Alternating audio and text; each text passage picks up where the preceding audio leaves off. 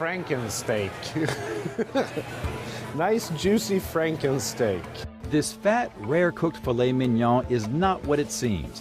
We used meat glue on cheap beef scraps to fake a steak good enough to please a professional chef. Looks pretty nice.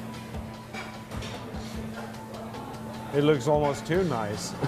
Meat glue was a powder officially known as transglutaminase. Originally, the natural enzyme was harvested from animal blood. Now it's primarily produced through the fermentation of bacteria. Added to meat, it forms a nearly invisible and permanent bond to any other meat you stick it to. Chef Stephan Terrier of Porbanco Restaurant in San Francisco takes food seriously. He doesn't use meat glue in his restaurant, but like many chefs, he knows how it works, and he agreed to show us. This is just cubed beef. You're going to take this powder now and dust it liberally over the meat pieces, and then just kind of tumble them around. The coated stew meat went into a circular tin to give it a nice round filet mignon shape. He also decided to make a New York strip out of thin cuts of round steak. Adding water makes a soupy glaze and an easier way to coat the meat. As you can see, this is really sticky. I'm gluing my fingers together. The final steps are to seal the meat in a vacuum bag, adding some pressure to the bond, and then it's off to the fridge to set overnight. And 24 hours later, we'll have steak.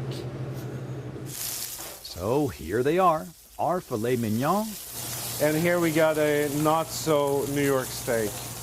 In the pan and onto the table. It tastes like meat. Our humble $4 a pound stew meat now looks like a $25 a pound prime filet. The FDA lists transglutaminase as generally recognized as safe. It's okay to eat cooked meat that's been glued. But here's the problem. The outside of a piece of meat comes in contact with a lot of bacteria, making its way from slaughterhouse to table. Usually, cooking a steak on the outside will kill all that off. The center of a single cut of steak is sterile. That's why you can eat it rare. But glue pieces of meat together and now bacteria, like E. coli, could be on the inside. Say somebody wants that filet steak rare, the center temperature is not going to reach the temperature that will actually kill the bacteria, and that's also really, really happy environment for things that can kill you. Pinning down who's using transglutaminase isn't easy. One meat company owner who wouldn't go on camera told us gluing meat is a common practice. And the most glued product by far, filet mignon, destined for the food service industry. An industry trade group told us meat glue is most often used where filet mignon is served in bulk, at a restaurant, banquet, cafeteria, or hotel.